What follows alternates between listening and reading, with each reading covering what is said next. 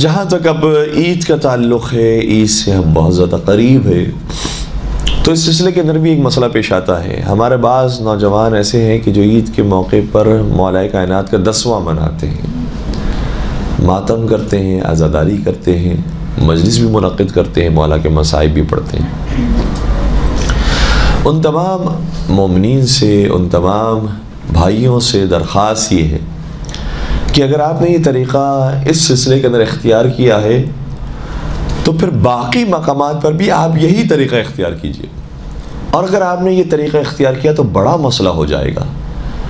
پھر آپ یہ دیکھیے گا کہ 3 جمادی الثانی کو شہزادی کونین کی شہادت کی تاریخ ہے، اور 13 رجب کو مولا متقیان کی ولادت کی تاریخ ہے، اور 3 سے 13 کا جو فاصلہ ہے وہ 40 دن کا بنتا ہے۔ اس کا مطلب یہ ہوا کہ شہزادی کونین کا چہلم آتا ہے 13 رجب کو۔ تو پھر آپ کیا کریں گے؟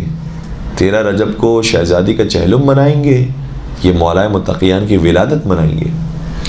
اسی طریقے سے آگے بڑھیے، 5 رجب کو شہزادی زینب کبریٰ کی شہادت اور وفات کی تاریخ ہے، اور 15 شعبان کو سرکار امام زمانہ علیہ الصلوۃ والسلام کی ولادت بسعادت ہے۔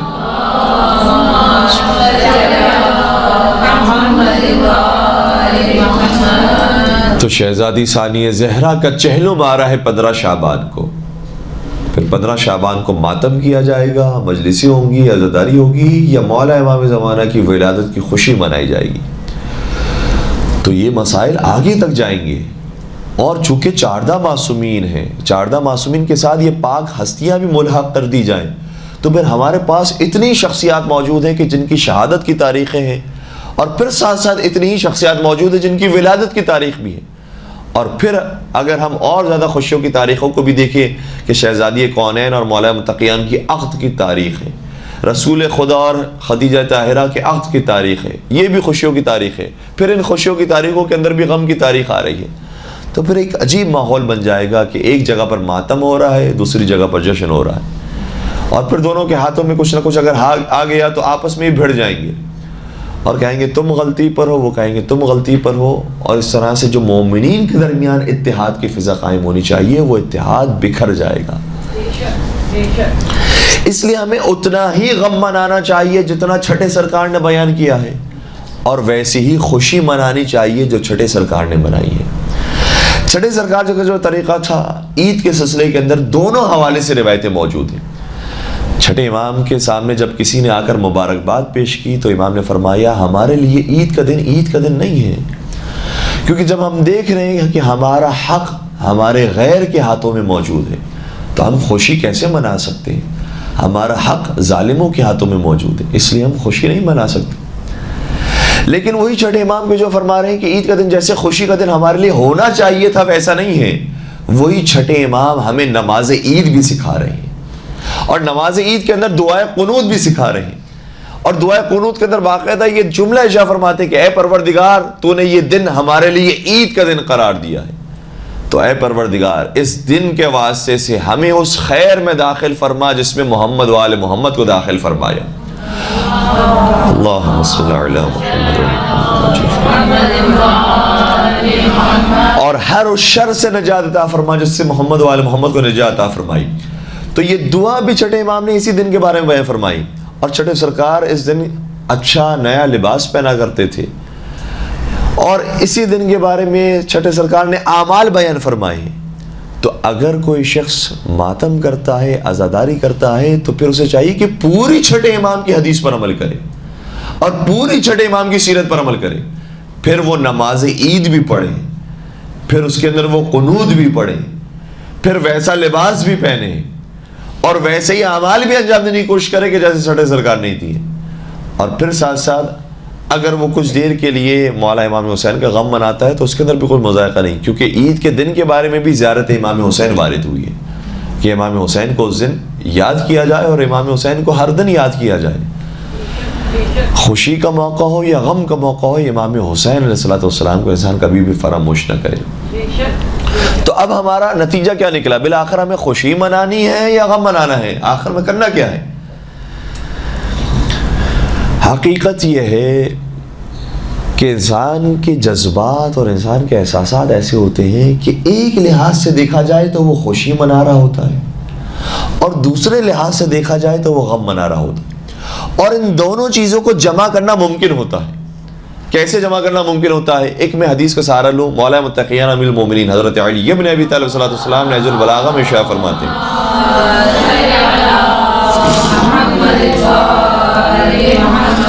فرماتے ہیں کہ کل یوم لا یعصی اللہ فیہ فہو عید.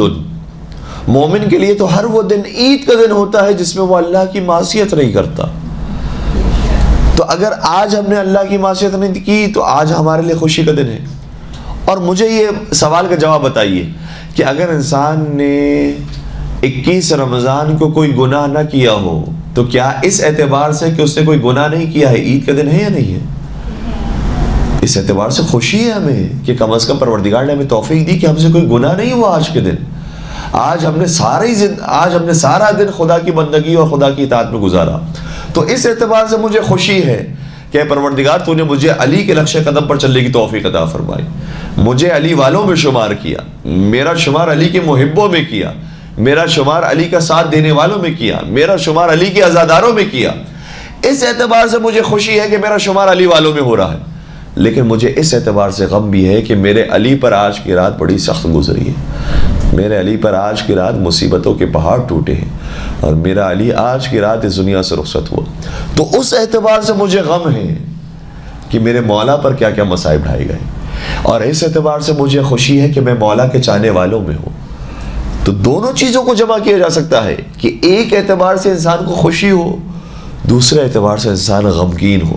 اور یہ کیفیت ہمیں کربلا والوں میں بھی نظر آتی ہے کہ شب عاشور کربلا میں ایک صحابی دوسرے صحابی سے مزاح کر رہا ہے, اور جب سوال کیا اے عبد الرحمن انصاری تمہیں نہیں معلوم کل فرزند رسول پر کیا آفت آنے والی ہے, کل ہمیں شہید کر دیا جائے گا, کیسی مصیبتیں اہل بیت کے گھرانے پر آنے والی ہیں اور تم مزاح کر رہے ہو. تو اس وقت اس امام کے صحابی نے فرمایا میں کیا کروں, کل کے دن مجھے اپنی ساری زندگی کی کمائی ملنے والی ہے, مجھے میرا انعام ملنے والا ہے, اور میں اپنے سامنے جنت کو دیکھ رہا ہوں. تو مجھے اس جنت کا شوق اور اس کی تمنا اتنی ہے کہ میرا دل خوش ہو رہا ہے کہ بس ایک رات کا فاصلہ ہے, اس کے بعد میں جنت میں داخل ہو جاؤں گا.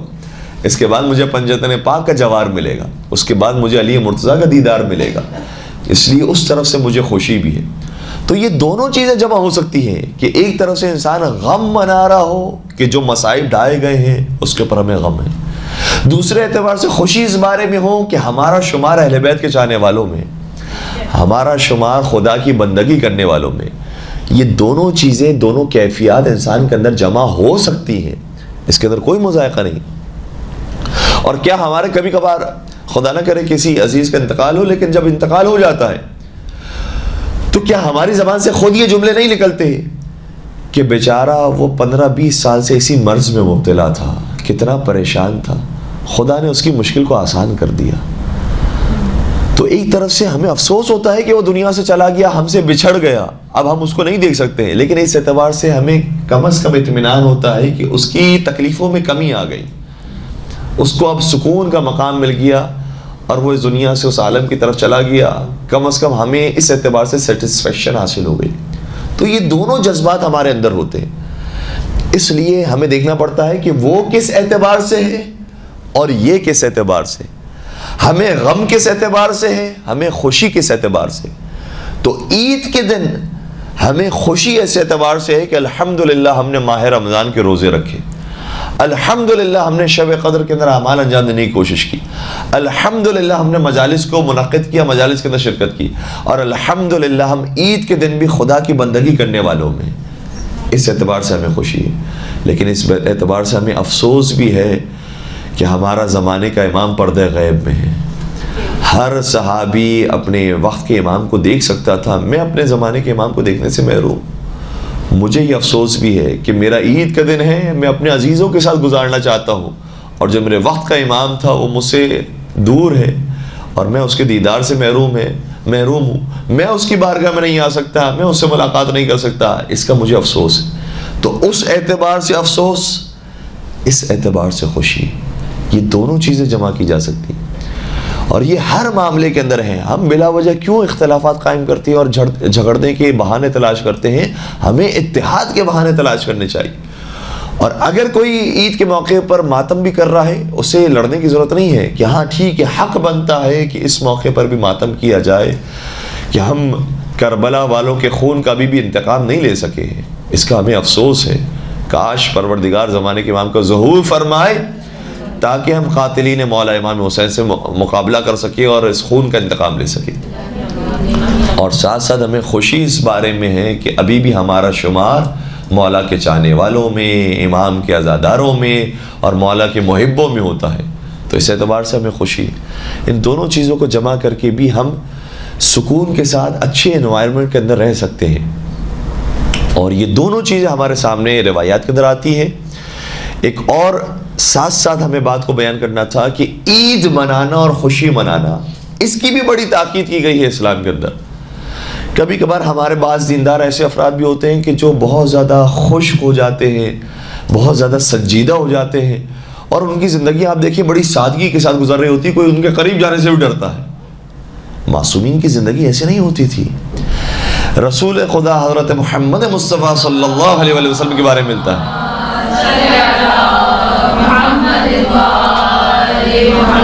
کہ جب پیغمبر دیکھتے تھے کہ ہر ایک خاموش ہے، ہر ایک افسردہ ہے، ہر ایک اداس بیٹھا ہے، تو پیغمبر خود مزاح کا آغاز کیا کرتے تھے اور خود مزاح فرمایا کرتے تھے. چھٹے سرکار نے ایک مرتبہ اپنے صحابی سے سوال کیا کہ تمہاری آپس میں کیسے ملاقات ہوتی ہے؟ کہا کہ ہماری نارمل ملاقات ہوتی ہے. امام نے فرمایا نارمل سے مراد کیا ہے؟ تم ایک دوسرے سے ہنسی مذاق بھی کرتے ہوئے نہیں کرتے؟ تو کہا کہ نہیں ہم ہنسی مذاق نہیں کرتے، یہ تو دنیا والوں کا کام ہے. امام نے شاہ فرمایا ہنسی مذاق خود رسول خدا فرمایا کرتے تھے، اس لیے تمہیں بھی چاہیے کہ تم کبھی مزاح کیا کرو.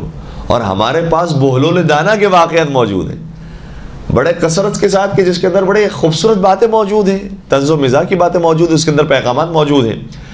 ایک بہلول دانا کا یہ واقعہ بھی ہے کہ جس میں ہارون کے کسی وزیر نے آ کر بہلول سے مذاق کیا اور کہا کہ اے بہلول تمہیں معلوم ہے کہ تمہیں کتوں اور سوروں کو وزیر بنانے کا فیصلہ کیا گیا ہے؟ تو بہلول نے بڑا خوبصورت جواب دیا، کہا کہ اچھا اس کے بعد تمہیں بھی اب میری اطاعت کرنی پڑے گی. تو بہلول یہ بھی مزاح کیا کرتے تھے. بڑے خوبصورت ان کے واقعات تھے. اور یہ واقعہ بھی ان کا ہمارے سامنے موجود ہے کہ جب ان کو کسی نے بہلول دانا کہہ کر مخاطب کیا تو انہوں نے بڑا خوبصورت مشورہ دیا اور فرمایا کہ تم لوہا خریدو، اپنے پاس کچھ عرصے تک محفوظ رکھو، اس کے بعد جب اس کی قیمت بڑھ جائے تو پھر بیچ دینا. اس سے ویسے ہی کام کیا اور بڑا منافع حاصل کیا. اگلی مرتبہ دوبارہ مشورہ لینے کے لیے بہلول کے پاس پہنچا تو کہنے لگا اے دیوانے، کوئی اور اچھا مشورہ ہے تو وہ بھی دے دو تو مجھے دوبارہ تجارت میں فائدہ حاصل ہو. بہلول نے کہا پیاز خریدو، جب اس کی قیمتیں بڑھ جائے تو پھر بیچ دینا.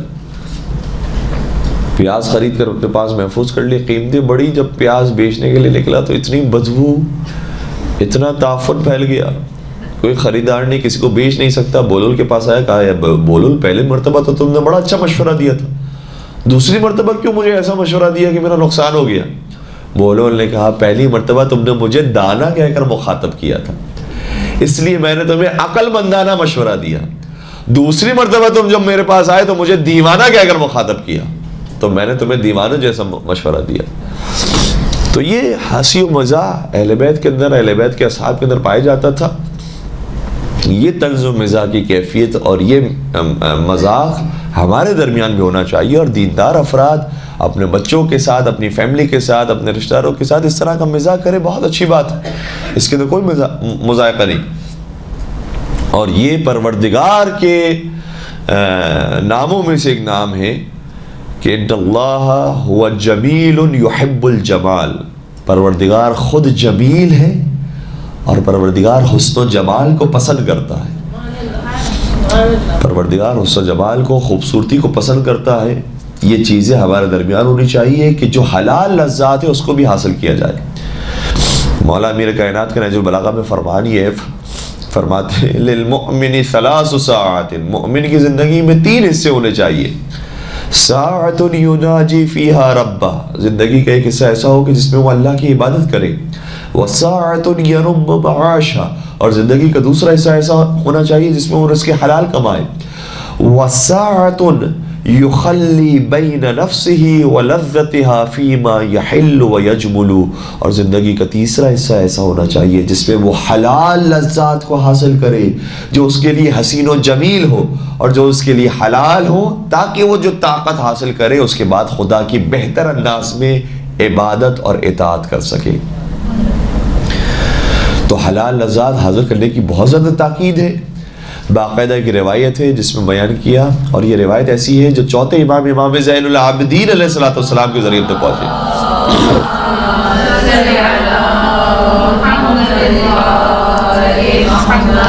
ہم مولا سید سجاد کو، امام زین العابدین کو صرف نمازوں کی حد تک پہچانتے ہیں، سجدوں کی حد تک پہچانتے ہیں، لیکن امام نے یہ بھی فرمایا کہ خدا نے 10 چیزوں کے اندر سکون اور نشاط رکھا ہے۔ النشوۃ فی 10 اشیاء، خدا نے سکون، اطمینان، خوشی کو 10 چیزوں میں رکھا ہے۔ پہلی چیز بیان فرمائی المشی، پروردگار نے سکون کو رکھا ہے پیدل چلنے میں۔ ہم یہ سمجھ رہے ہوتے ہیں کہ سکون آرام کرنے میں ہے، لمبا لمبا سو جانے میں ہے، بڑا سکون ملتا ہے۔ نہیں، بعض لوگ ایسے بھی ہیں کہ جو سو سو کر بھی تھک جاتے ہیں۔ خدا نے سکون رکھا ہے چلنے کے اندر، انسان کی باڈی حرکت میں رہے گی، 10 چیزیں انسان دیکھے گا، عبرت حاصل کرے گا، اسے سیکھے گا، اس سے جو خوشی ملتی ہے وہ سو کر حاصل نہیں ہوتی۔ میں جلدی جلدی بس اس روایت کو آپ کی خدمت پیش کروں۔ المشیو، چلنے پھرنے سے انسان کا دل مطمئن ہوتا ہے۔ والرکوب، اور سواری میں بیٹھنے سے، ضروری نہیں کہ سواری ایروپلین کی سواری ہو تو پھر دل خوش ہوتا ہے، نہیں، موٹر سائیکل کی سواری، اس کو بھی آپ محسوس کیجئے۔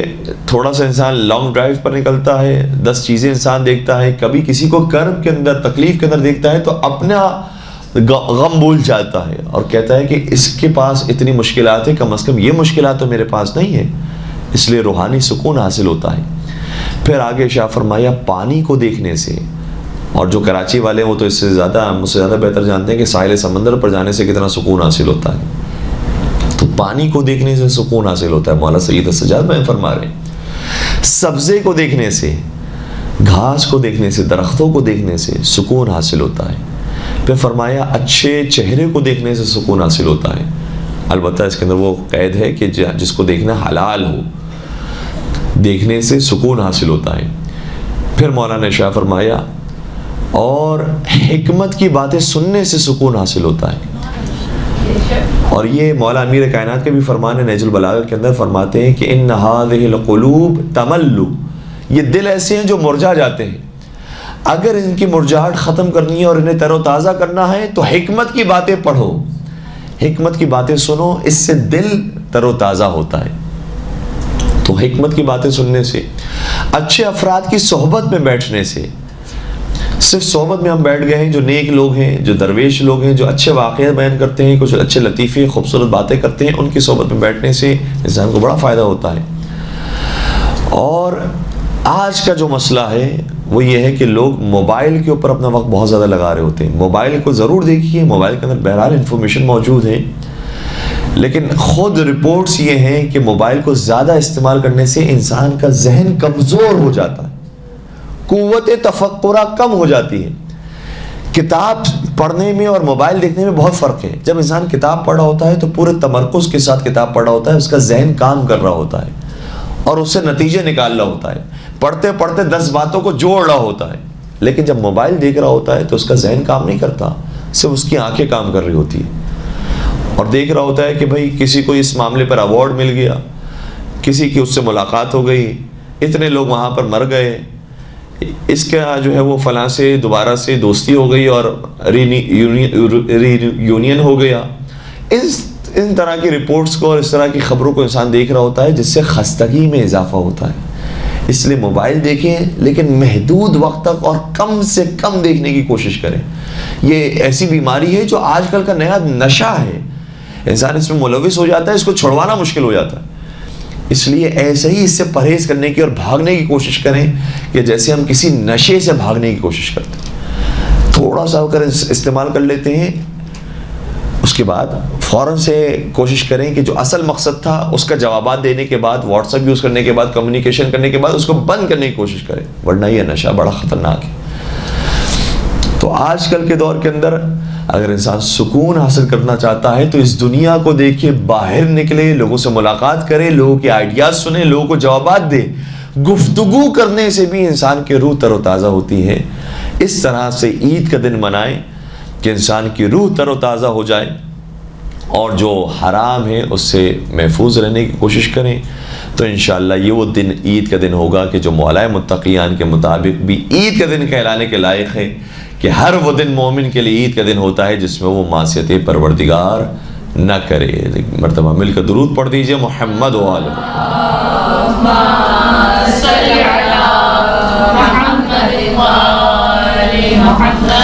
بس پروردگار سے ہم دعا کرتے ہیں کہ پروردگار جو ہم نے کہا ہے، جو سنا ہے، اس پر عمل کرنے کی توفیق عطا فرمائے. محمد و آل محمد کا ہمیشہ ذکر خیر کرنے کی توفیق عطا فرمائے. ان کے نقش قدم پر عمل پیرا ہونے کی توفیق عطا فرمائے. ان کے محبوں میں ہمارا شمار فرمائے. قرآن اور اہل بیت کے دامن سے ہمیشہ متمسک رہنے کی توفیق عطا فرمائے. غم اہل بیت میں غمگین رہنے کی توفیق عطا فرمائے. ہم سب کو کربلا مولا کی زیارت نصیب فرمائے. چار معصومین کی زیارتوں سے مشرف فرمائے. حج اور عمرے کی سعادت نصیب فرمائے.